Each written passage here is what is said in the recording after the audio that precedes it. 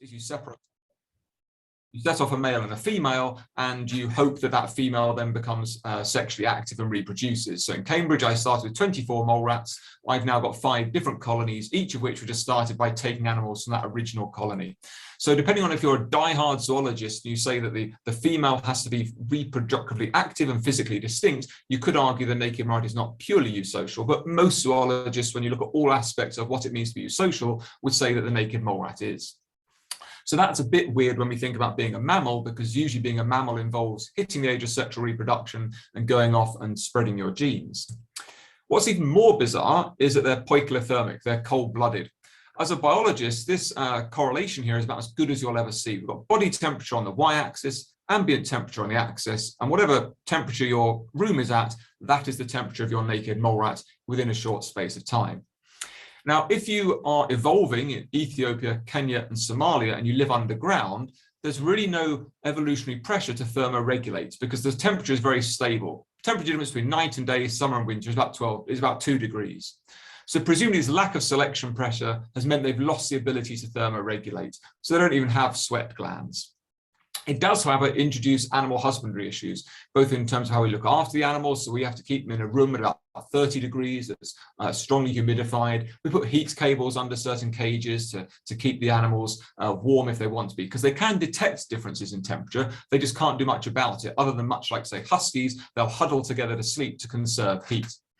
It also introduces a logistical problem for when you move animals from A to B. So Shelley, when she agreed to give me some animals, she was in Texas. So my animals had to go from San Antonio to Miami, Heathrow, Cambridge. And I got an email telling me that my mole rats had missed their connecting flight in Miami. So you've got this idea of the mole rats running around the airports with their little carry-ons and the gates shut and they miss their flight. But the problem is, all the time that they're not being well transported and quickly transported, they might start getting colder. So when the animals arrived in Cambridge about 18 hours late, there was great excitement. These are the first naked mole rats that have been at the university. The vet was there, the animal facility manager was there, lots of technicians are very intrigued. And so I opened up this box and it looked like I'd paid a lot of money for some rather dead-looking sausages because these pink things weren't wriggling very much. But thankfully I'd seen this all before and they were just a little cold. And if your core body temperature is 20 degrees, you probably wouldn't move around very much either. So the animals were taken out, they're put in the incubator and all warmed up, and nobody died in transit, but it is something we need to think about. So this is how they live in the wild. It's thought they've evolved these large social structures because pre-agricultural farming, there wasn't a lot of food. So if you make 2 choices, basically, if you live on your own, if you find food, hurrah, if you don't, you're dead. So it's a bit of a risky strategy. If you team up with your friends and family and you find food and share it, there's a greater chance that someone will find food, share it, and you'll survive. And that's what's thought to be the reason behind how they've developed this eusocial way of living. They dig using their teeth, and then they kick out the earth using their hind feet by forming a trail of animals, and they form what's called a volcano. They're very polite and social animals in the sense they have a toilet area. You don't just defecate where you want, they do it in a specific place. And this is also true of the caging environment we give them. There's always one particular cage which has to get changed on a regular basis. The rest of the cages are kept pretty tidy. And then there's a nesting chamber where the queen does her thing. So the queen is the only female who can provide milk, but other animals will help with moving animals around the caging system and will also provide feces. So the naked mole rat vocal repertoire is one of the most vast of all the rodents that we know of, and there is a specific vocalization that babies will use to beg for feces from other animals. So if you're going to dig with your teeth, you need a good set of teeth, and courtesy of Matt Mason in Cambridge, this is a CT scan through the head of the naked mole rat, and you'll see here you've got these rather massive incisor teeth, but also this crest of bone on top of the skull to which muscles are anchored. The whole mole rat's head is geared up for doing this through hard things. Everyone always asks the naked mole rats bite. My answer to that is I've never been bitten, but I know of people who have. Generally speaking, they're pretty friendly animals. So a mole rat talk without a video would be wrong. So here is a very heavily pregnant queen mole rat. And you'll see just how large she is in a minute when she tries to get up compared to the other animals in the cage with her who are also adults. And this is the day that she's going to give birth, and she's really a bit of a barrel, and it's a real problem getting around the caging system. So the record is 28 pups. The most we've had in Cambridge we think is 20. It's very difficult to count them when they give birth. You try to leave them well alone. So later on that day she did give birth, and this is the madness of a naked mole rat nest. You can see all these little babies flying all over the place doing their thing. Watch this one here. Off for a jump. So yeah, I'm sure it's well looked after if you're a mole rat, but from the outsider's perspective, it looks a little crazy. So why then do we want to study naked mole rats? Well, they live for over 30 years, which is weird. So this is me, age 38. This is a 37-year-old naked mole rat. I've got some gray hair here. This animal looks pretty normal. Unless you're used to looking at naked mole rats, you wouldn't really detect many signs of aging. Their skin gets a bit thinner, but the breeding female and male can keep on going until they drop dead or are killed. That's usually in captivity why animals die. There is a bit of physical violence going on. So usually, of course, the bigger you are, the longer you live, as shown in this graph here. So Homo sapiens, HS, that's us, we live longer than we should. HG is Heterocephalus glaber, that's the naked mole rat. So the record holder is this guy who's still alive, so now pushing 40, but an average old naked mole rat we'd consider being over 25. So Heterocephalus glaber, hetero different, cephalus head, glaber bald. So the first person who identified these called them different-headed bald things, which in fairness is a pretty accurate description. So let's talk about why we work on naked mole rats. And the first thing I want to talk about is nociception. So what you can see here is a family tree of animals. And in grey, we're looking at species where nociceptors have been identified. So nociceptors are those sensory neurons that are tuned to detecting noxious stimuli, stimuli that could cause damage. And obviously there's a strong protective element to having these neurons, because if you can detect potentially damaging stimuli, you'll respond and hopefully not get killed or injured by whatever it is. So even C. elegans here, the hermaphrodites, will have about 324 neurons, 302 neurons, 24 of which are nociceptors. So even a very basic organism which doesn't have a brain has parts of its nervous system dedicated towards detecting things that might damage it.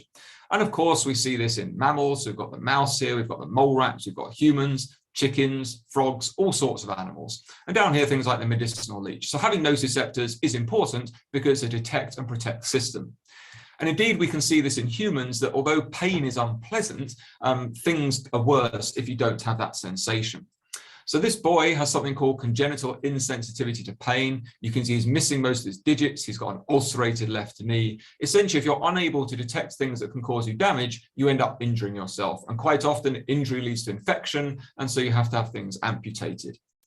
So this can arise due to numerous genetic causes. Some result in anatomical deficits. You just do not have nociceptors, those neurons that are their whole job in life is to detect noxious stimuli.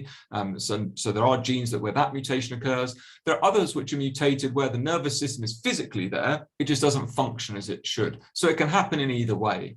But essentially, if you have congenital insensitivity to pain, it's quite common that you will end up with injuries, infections, and quite often an early death. Not always, but it depends on what your living circumstances are. So although pain is unpleasant, we can see that from the variety of species that have nociceptors and what goes wrong in humans that lack them, that actually nociception and pain is a good thing when it's working as a detect and protect system. But of course, in terms of chronic pain, that's when there's been a maladaptive change, and that's a whole different ballgame, which we're not going to talk too much about today. I want to talk about nociception in the naked mole rat. So this is a mouse and a naked mole rat. It's a bit of an unfair picture, really, because it looks like the mouse is much bigger. Your average mouse is sort of 30-ish grams. Mole rats, when they're adults, are more sort of 40 to 80 grams, but it does depend. But anyway, if we compare these two species, the first thing we were doing is looking at basic nociception. So we've used a mechanical stimulus. You put a tail clip on the animal then turn around and scratch at it, and you measure the latency, how long it takes for the animal to do that. And you can see the latency between mice in red and mole rats in grey is the same. So mechanical sensitivity is the same. Similarly, if you look at radiant heat, we're not burning the animals here. We're doing very similar tests to what you do with humans. You use a radiant heat probe, and at some point the animal goes, ouch, that's unpleasant. There's no long-lasting burn injury. And again, we can see the latency to detect heat is similar between mice and mole rats. Things got interesting when we started to look at chemicals. So capsaicin is the active substance of chili peppers. It gives a warming sensation. If you inject this into your skin, which I'm not advising you do, but speaking from self-experience, if you do this, you'll rub your skin. If you're a mouse, you will lick your skin. The mole rat does nothing. It sort of looks at you and wanders off. Similarly with acid, if you inject acid into yourself, you will find it painful. You will rub that injured part of the body. The mouse will lick its paw. The mole rat doesn't do anything. And of course, this is a very timely thing because just last week, David Julius won the Nobel Prize for working on pain sensation. And one of his largest and most well-known contributions was for identifying that it's the TRPV1 receptor that, of course, detects capsaicin. So the obvious question here would be, well, if the mole rat doesn't respond to capsaicin, could it be it doesn't have TRPV1? Well, we'll get to that later on. We also looked at inflammatory pain and sensitization. So what you're looking at here is if we inject capsaicin, we know in the mouse we get a licking response, the mole rat we don't.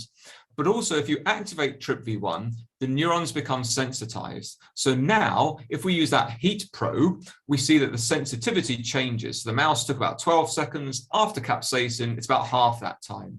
So capsaicin causes sensitization of this heat response, and we call that thermal hyperalgesia. In the mole rat, nothing happens. The mole rat didn't respond to capsaicin. Capsaicin doesn't induce thermal hyperalgesia.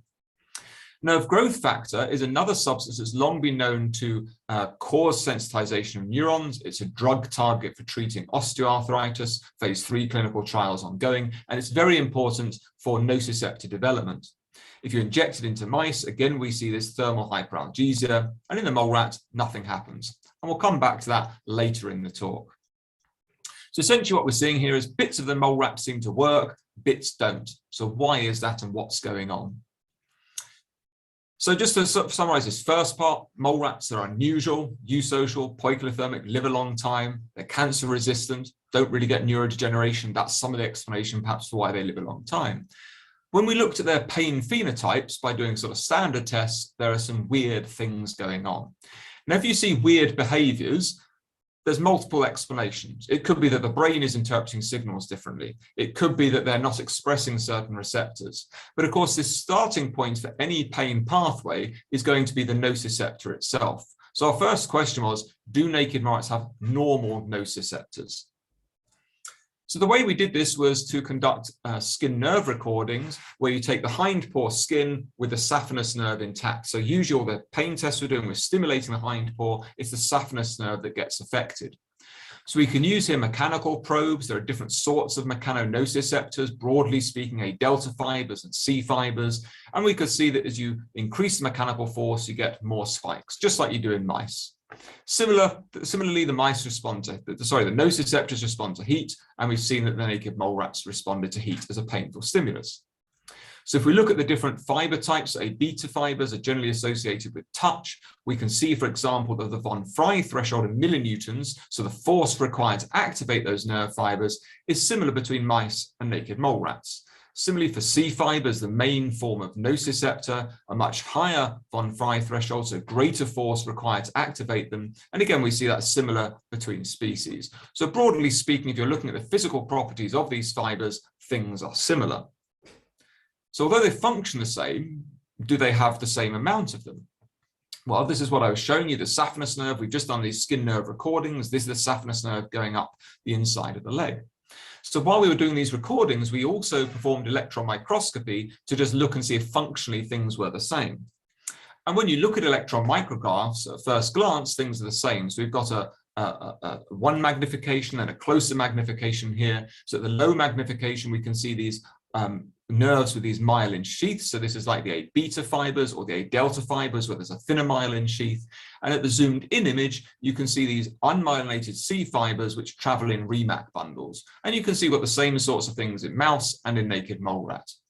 But of course, as a biologist, you never just want to look at something and say it looks the same. You want to try and quantify it and prove that, yes, it really is the same.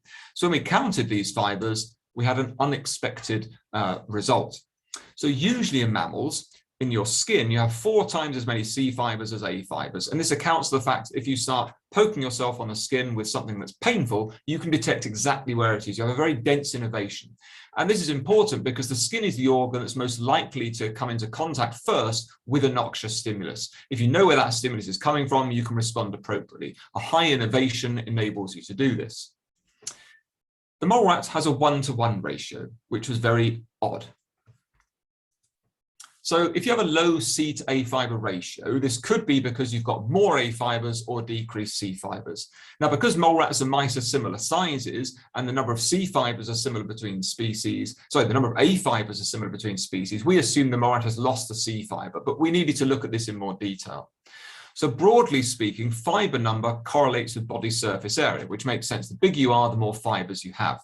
And that's what we can see here. We're looking at body surface area. We've got mice, rat, cat, and dog. And what we have is closed symbols and open symbols representing the A fibers and, the A fibers are the filled in ones, the C fibers are the open symbols. So we've got in the dog, for example, about 17,000 C fibers and 3,500 A fibers. So you've got this heavily weighting towards more C fibers. The problem was we didn't know the surface area of a naked mole rat. So how do you work this out? Well, in the old days, and this is old days, 1929, this is what you did. You killed your animals, you dunked them into some sort of lacquer, you then skinned the animals, and you literally sketched out to work out what the body surface area was. Thankfully, since then, people have come up with other ways which don't involve such ethically dubious experiments. And there's a formula one can use where the body surface area is equal to a species shape constant and the mass. So we took the space constant to be that's been observed for the mouse, while admitting that, okay, the naked rat doesn't have pinna, the external parts of the ear, and it doesn't have such a long tail. But broadly speaking, it was close enough. So we use this equation to then work out, where does our mole rat fit on this? And we can see that the mole rat A fibers is relatively normal. It's the C fibers which really are very, very low. So it looks like naked mole rats have low numbers of C fibers, and that accounts as low A to C fiber ratio. So if we look at other African mole rats, and this is not all of them, there's over 30 species, here's our naked mole rat, which evolutionarily speaking is the oldest. Its closest relative is this guy here, which is the silvery mole rat. It's a lot bigger, about 400 grams, it's furry, it's warm-blooded, and it lives on its own. So it's very different. The Damaraland mole rat is a social mole rat. Again, it's warm-blooded, it's furry, and these other guys you can see here are also furry, warm-blooded. Bit off topic, but talking about the aging of animals, the bigger you are, the longer you live. So if the mole rat long aged thing was key to all mole rats, these guys should all live a lot longer than the naked mole rats because they're all bigger, but that isn't the case. The naked mole rat is the longest lived, even though it's not the biggest. There's something distinct about the naked mole rat beyond just the mole rat genus overall. So what we wanted to see was, okay, is this C fiber oddity true for the naked mole rat, or is it something common to all African mole rats? Because from an evolutionary perspective, mice come from Asia, mole rats come from Africa. And so we have to be careful when making comparisons about whether we're really comparing things that are similar just because they're roughly the same size and common laboratory species, or whether we're comparing things in an unfair way. So we took samples from all these different species, and we counted the C to A fiber ratio in the saphenous nerve, the one I've shown you before, and then the sural nerve, which is another skin innervating nerve. And across all these species, you can see that all of the others are similar to the mouse, the rat. They have a C to A fiber ratio of 3 to 4 to 1. The naked mole rat is much lower. So this is true in skin innervating nerves, the cutaneous nerves. It wasn't true when we looked at muscle innervating nerves. So broadly speaking, if you have pain arising from a muscle, you don't really know where it's from. It's, it's there, but it's a bit vaguer. And part of that reason is because you don't have as many nerve fibers innervating muscles. So you don't have as much spatial acuity. But here we see the mole rat has a similar 1 to 1 or 0.5 to 1 ratio as other species. So if we have this deficit only in the skin and the naked mole rats are naked, could it be that it's a lack of hair follicles compared to other species that explains the C fiber deficit? So how do you go about trying to work this out? Well, you need to find other naked animals. So humans, of course, are known as the naked ape, but we're not really naked, and you won't get very easily ethical permission to kill, perfuse, and dissect humans. However, we do have biopsy samples from surgery, and it has been shown the sural nerve from humans, for example, has a 4 to 1 C fiber A fiber ratio, just like mice and rats do. I managed to find this hairless bat, which lives in Borneo. You can see here it's lacking hair virtually everywhere. And I thought, hurrah, this will get me a field trip to Borneo to catch these things and look at their nerve fiber numbers. But alas, they're endangered. I did find one specimen that was in the Natural History Museum in London, but when I offered to go there and cut one of its legs off, obviously they said no. So we couldn't use this species. Another good field trip would have been to go over to Florida and play around with a manatee, again, pretty naked mammal, but not really that practical to be in the lab. So alas, there are no fun field trips, but what we did look to were mouse genetics. So this is a rather ugly looking mouse, you might think, and fairly so, because it's born without much hair and it becomes naked very quickly. So what's going on is that beta-catenin has been knocked out under the keratin 14 promoter. And in the skin, beta-catenin is important for making skin stem cells become hair follicles. If you don't have that, all of your stem cells become epidermis and you end up with a rather scaly looking mouse. So what we did is we took this mouse model and we let the mice grow up. So any hair follicles that were there are disappearing, nerve fibers should retract, and we can then measure what the C fiber loss is in an animal that doesn't have hair, just like the naked mole rat. So in the saphenous nerve, we did see a small drop in the C to A fiber ratio, and it's a smaller number of C fibers in the transgenic mouse compared to the wild type. We didn't see this in the muscle innervating nerve. So it looks like if you lose hair follicles, you do lose some C fiber innervation, but that's not as dramatic as the naked mole rat, which was 1-to-1. So following on from that, we did look developmentally because we know that C fibers are pruned during development. So we're looking here at some electron microscopy images of P3 animals. You can see you've got much thinner myelination. And we're looking here at the saphenous and the perineal nerves of A fibers, and you can see there's no developmental change in mouse. So we go from a baby to an adult in red and a baby to an adult in mole rat. So A fiber numbers don't change. In C fibers, we see that in the mouse there is this well-characterized pruning, but you only drop by about 25%. By contrast, in the mole rats, we're getting this massive reduction in the number of C fibers. So although mole rats are born with relatively normal numbers at P3, very quickly they're losing these C fibers. Same process perhaps as in mice, but much more rapid. Now we know that nerve growth factor signaling is important for neurite growth during development. So as people I mentioned earlier with congenital insensitivity to pain, when they have an NGF or TrkA mutation, so NGF binds to TrkA, if either of those mutated, they physically don't have C fibers because the signals required for their growth and maturation are not there. So we wondered if perhaps this huge drop could mean that NGF-TrkA signaling is not happening as effectively. Remember, I've already shown you that naked mole rats don't respond to NGF to develop thermal hyperalgesia. So we'll come back to this towards the end of the talk. So in terms of nerve fibers, we've looked at the fact that mole rat has fewer of them, but you can also look at different types of nerve fiber. Now, naked mole rat cutaneous nerves were shown quite a long time ago to lack calcitonin gene-related peptide and substance P, two markers of what we call peptidergic nerves, essentially nerves that use neuropeptides for signaling. So looking here in the rat, all nerve fibers are shown in green, CGRP shown in red, so you get a yellow color when the two are on top. Although this is quite a blurry image, we can see we've got plenty of yellowy colors going on. By contrast, in the naked mole rat, skin innervating nerves do not have CGRP.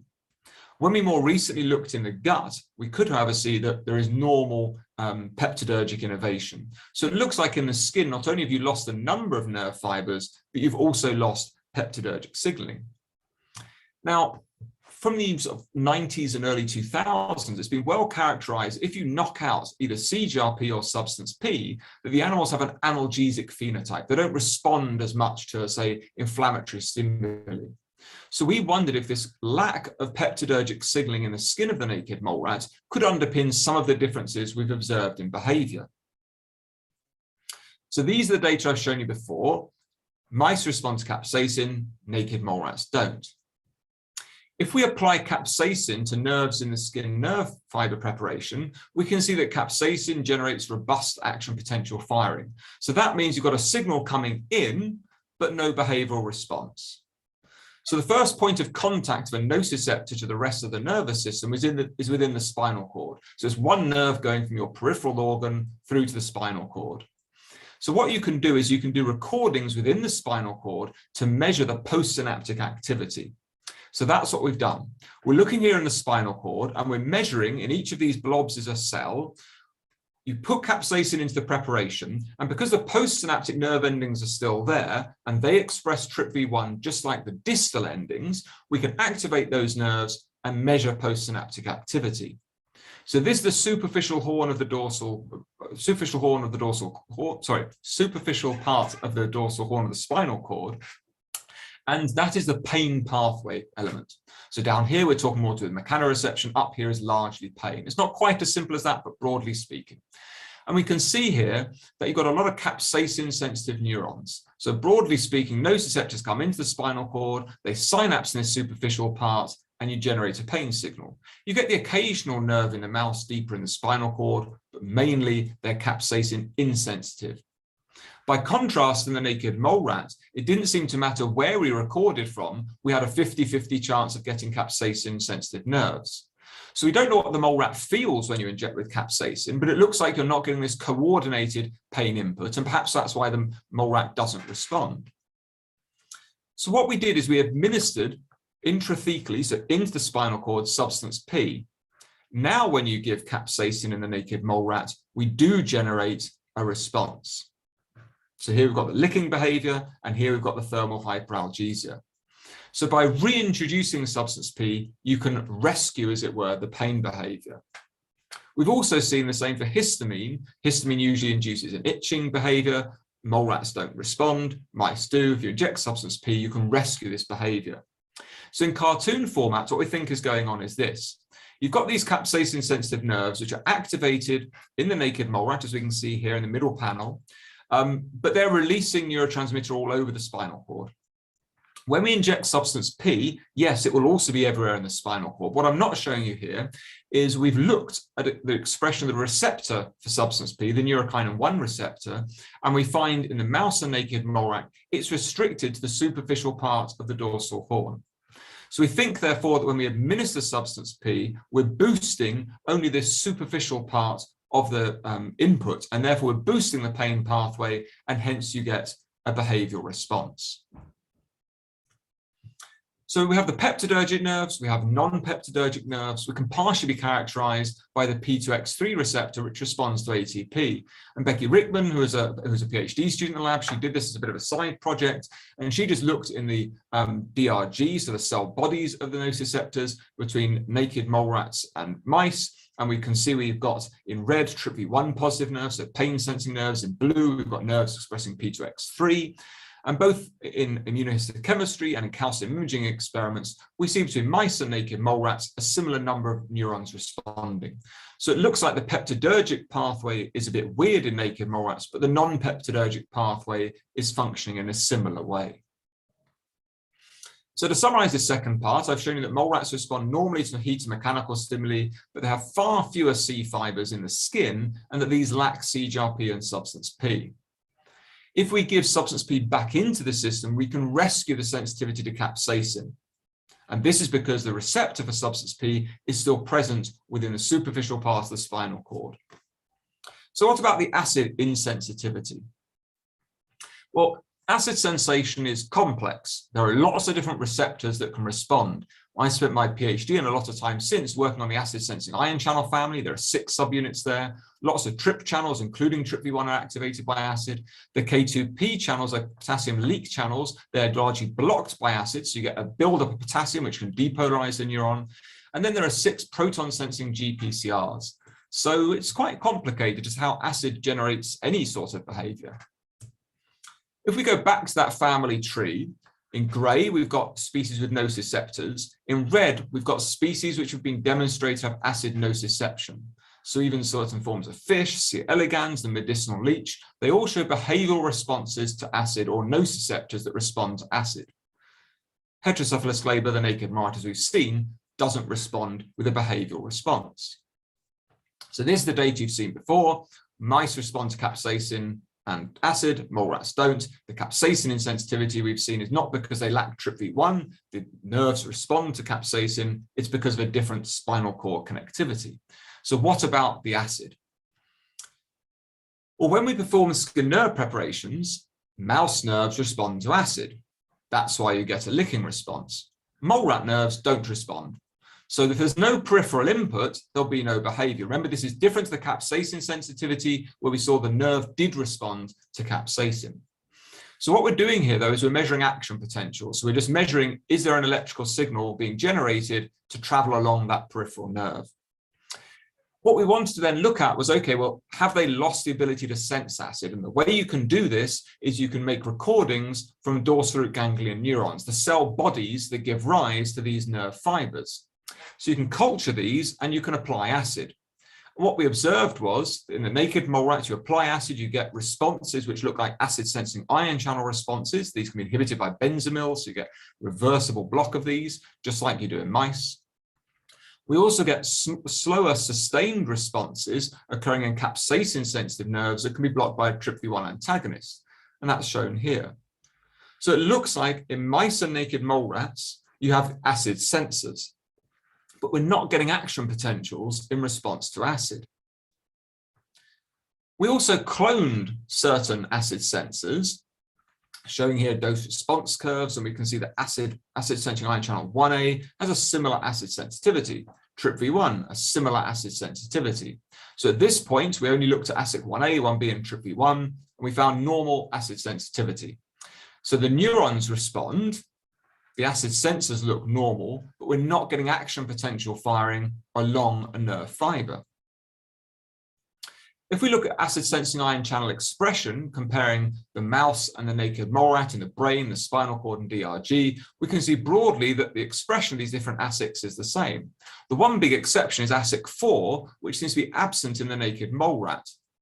However, this isn't particularly exciting from an acid sensation point of view because ASIC4 is not activated by acid.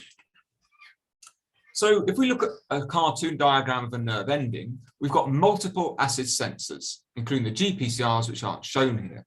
Acid comes along, activates these, but we have to recruit voltage-gated sodium channels to send that signal. So in the skin nerve fiber recordings, we're measuring action potentials. We're measuring the result of everything here in one go.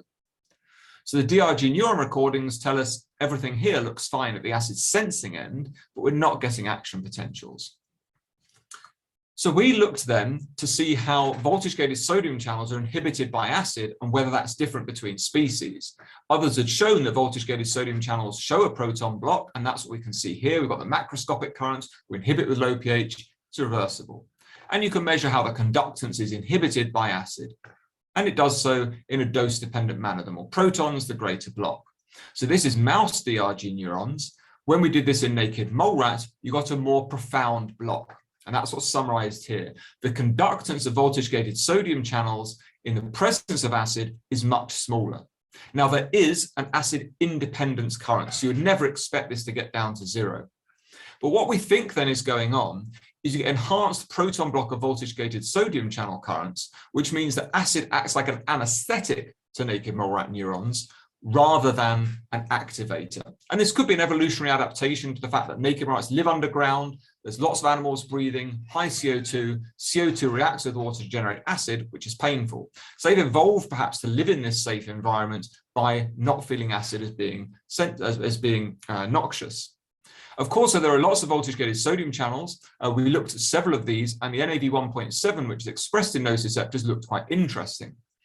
This aspartate residue is known to be involved in proton block of voltage-gated sodium channels.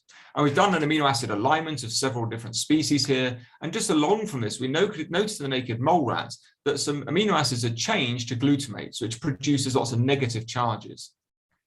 So we hypothesized that this increased negativity could increase attraction for protons and get a greater block of the ion channel.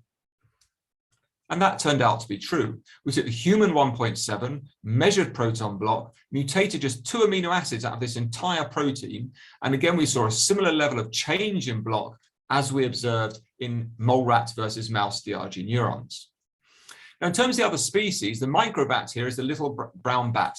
It lives in caves. Bat caves are known to be hypercapnic. It has a similar change.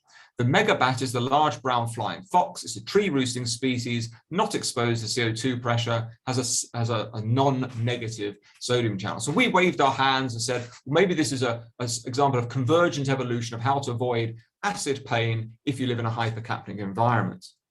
We'll come back to that in a second. In cartoon format, mice then, acid comes along, you get depolarization through these acid sensors. There is some block of 1.7, but you're tipped towards action potentials and pain. In the mole rat, it's opposite. You have these acid sensors, you have profound block of 1.7. In terms of that evolutionary point of view, computational biologists looked at hibernating animals and their non-hibernating relatives. Hibernating animals bury themselves, you get high CO2, low oxygen, hypercapnia. And they found that this change in 1.7 was present in many of these species, but not in their non-hibernating relatives. So this adds a bit of weight to this argument that perhaps naked mole rats have evolved an acid insensitivity to cope with their hypercapnic environment. In later years, we looked at ASIC3, because ASIC3 is the most sensitive acid-sensing ion channel subunit. This is a project by a PhD student, a postdoc in the lab. And you can see that mouse and rat ASIC3 are activated by acid. They're also activated by this non-acid activated GMQ. Mole rat ASIC3 isn't activated at all. Note the very small scale bar, and this is essentially the endogenous response of a CHO cell at pH 3. It's not because the ASIC3 can't get to the membrane. In biotinylation assays, we see that ASIC3 gets to the plasma membrane, whether it's expressed with ASIC2A or on its own. If we made recordings from DRG neurons, we could see that in naked rat neurons, APETX2, an inhibitor of ASIC3 homomers and heteromers, produced a reversible block, as summarized here. No effect on TRPV1-like currents. And when we looked at making ASIC heteromers, we again saw you got changes in the proton sensitivity when you express ASIC3 within this instance, ASIC1B. So here's ASIC1B, EC50, dose response curve. Either mouse or mole rat ASIC3 causes a shift to the right. So it forms functional heteromers, but we wonder if this homomer insensitivity is a further adaptation. More recently, we begun looking at these proton-sensing GPCRs and work led by Luke, a PhD student in the lab. This particular one, GPR65, is expressed in a similar way across mouse and mole rat, but it doesn't work in mouse. Oh, sorry, it doesn't work in naked mole rat. So it looks like there could also be changes in how these proton-sensing GPCRs look. You usually get an increase in cyclic AMP as you add protons, not if you're a mole rat GPR65. So in cartoon formats, there are lots of ways you can generate acid activation. We've seen that mole rats have this adaptation of 1.7 that's then switched off. We've seen that ASIC3 is different, and at least one of the GPCRs doesn't seem to function in the same way. So this is the skin, but we wanted to look in the gut. So this is work led by Jim and Katie in the lab. We were always using naked mole rats. We weren't doing them with the colon. We regularly look at the colon in other species. So we thought, well, why not just do some recordings and see what's going on? So you can take out the colon with the attached lambda-splanchnic nerve, and you can make recordings. You can insert pressure, because that's the normal stimulus for the colon, and you get action potentials. And this happens relatively reproducibly. So we do this in the mouse and we do it in the naked mole rats, and they're very similar. So no changes in mechanical sensitivity. When we applied acid, we saw the mouse responded, but bizarrely, so did the naked mole rats. Remember, in the skin, no sensitivity at all. It's a much smaller response in the naked mole rat, but it is there. Also, we see that acid sensitizes the mechanical stimulation. So what's going on? Well, remember, in the skin, I've suggested it's block of 1.7 that is the reason naked rats don't respond to acid as a noxious stimulus in the skin. And work has been shown that 1.7 is not important in the gut. So this is looking at 1.7 knockout mice compared to wild types for skin, for somatic nociception. Knockout mice have a higher thermal threshold. If you inject them with a blocker of 1.7, you get an increase in the threshold in wild type mice, but no change in 1.7 knockouts. So in the skin, 1.7 is important.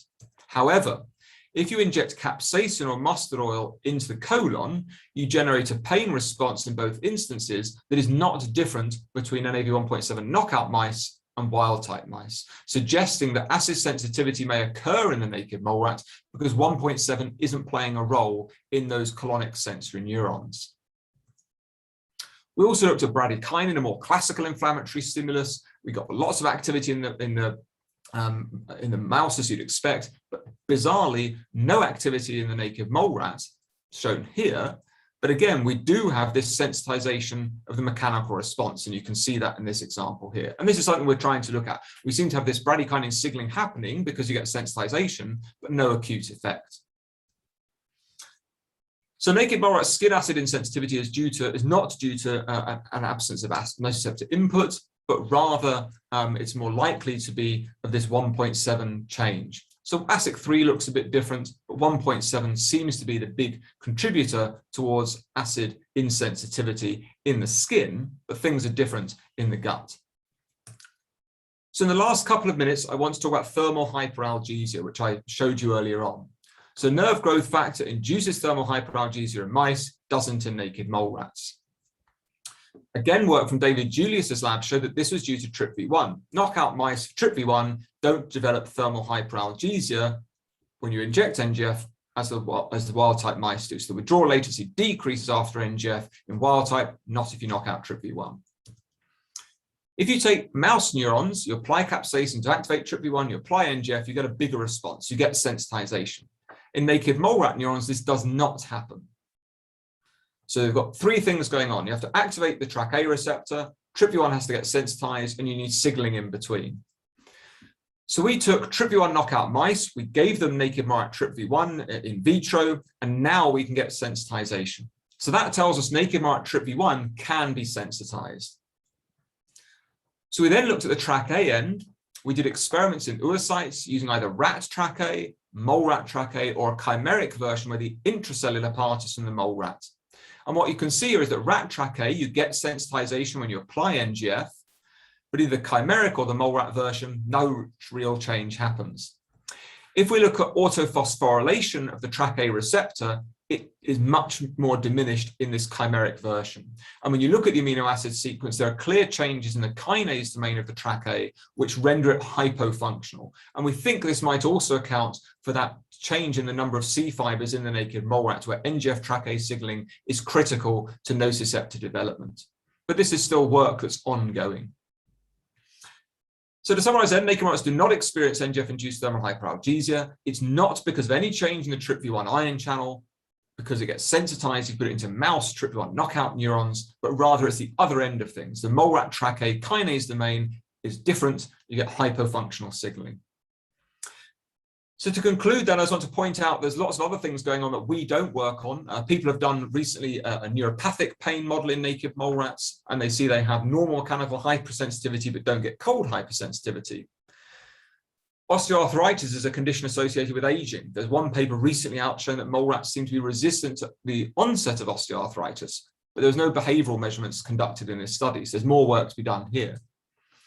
And there's also been investigation descending modulation of pain, something we haven't looked at all in naked mole rats yet, but now one group have. And I think that'll be really exciting to see what's going on, because you notice that in humans that descending control is really important.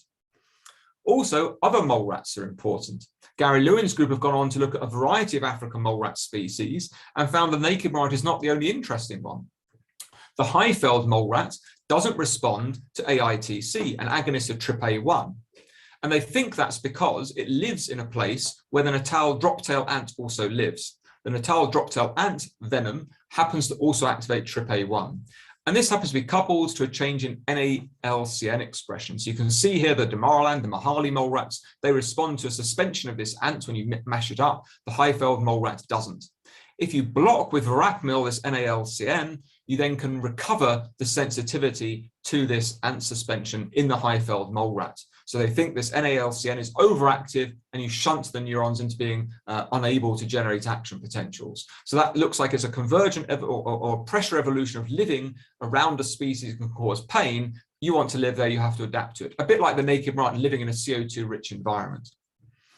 Also, we need to remember mole rats are not just interested from a pain point of view. We've done work looking at the fact of their cancer resistance is not due to anything about cells being resistant to oncogenic transformation. I think the immune system is going to be something really interesting to look at there. We've also done work looking at neurodegeneration. We've seen the brain lipid makeup of naked rats is very different to what we find in mice, but they're susceptible to amyloid beta, so that's a bit weird. And also then we've looked at their hypoxia resistance, where it looks like the fact that mole rats can use fructose to power glycolysis when there isn't oxygen present. So to summarize what I've hopefully shown you today, mole rats have unusual nocifensive behaviors, no response to capsaicin or protons, and they lack thermal hyperalgesia to several stimuli. There are anatomical oddities, such as decreased C fibers. We can give the substance P to rescue certain behavioral responses because the cutaneous fibers lack these neuropeptides. We think that because you've got more proton block of 1.7, that's why you have somatic acid insensitivity.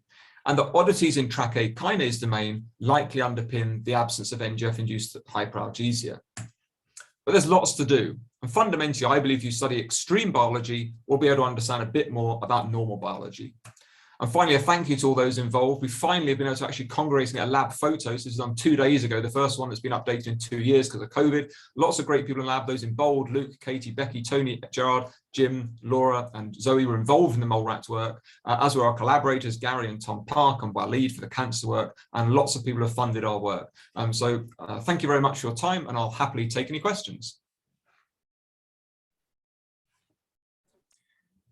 Thank you very much, Dr. Smith, for the very, very captivating talk. We will now have time for the questions, so please, all the audience, go ahead and type them through the Q&A tool, as at least a couple of you have already done. But let's start with a more general and maybe even rather obvious question, and that is about human translatability of this research. Considering how different they seem to be from us, is there any relevant way of extrapolating the mechanisms, nociceptive mechanisms, for example, in naked mole rats into the similar mechanisms in human? Or maybe as a pharmacologist, do you think looking into these peculiarities of these animals could help in future drug development, for example? Well, I think this is a fair enough question for all of us working in non-human animals, because most of us assume, well, the mouse is the standard model organism, that will tell us everything. And we know that it can only tell us so much. There'll be bits of biology that are similar, bits that are different. And so my argument to that would be, well, look, mice are similar to humans in some ways. We've learned lots from them. But this is an animal that is different in another way, and it's also a mammal. So maybe we can learn things from it. So if you take the acid insensitivity, I would argue that our work has shown a key role for NAV1.7 in the acid pain pathway. Remember, mechanical heat sensitivity are normal in these species. T-cell acidosis occurs in inflammation.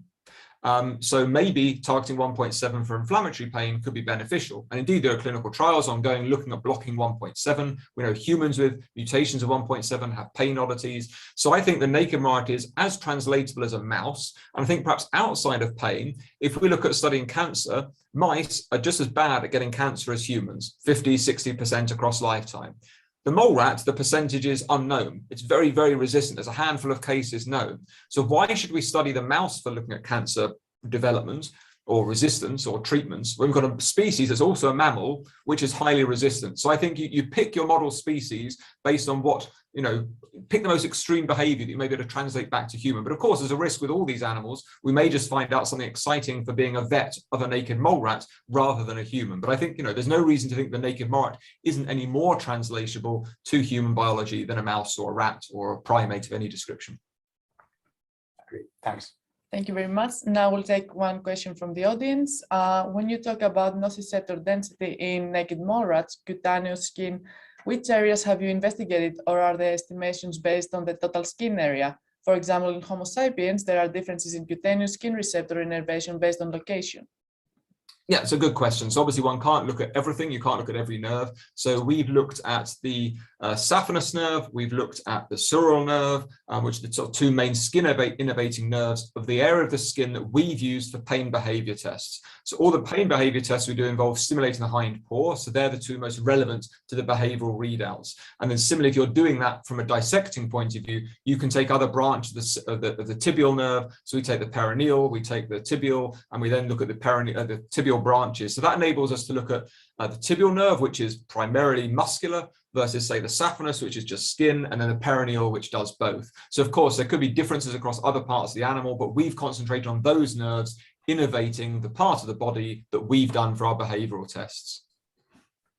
Thank you very much. One more question. I suppose if the acid is analgesic in naked mole rats, does it mean that alkalosis is in fact hyperalgetic in some sense, and the CO2-free environment is basically painful to them, at least in some pH range? On top of that, although naked mole rats lack key components of pain sensitivity, the major parts of the system is preserved. They still have nerves and pathways. They are even sensitive to the injection of neuropeptides, implying that some receptors are probably preserved. What is it for?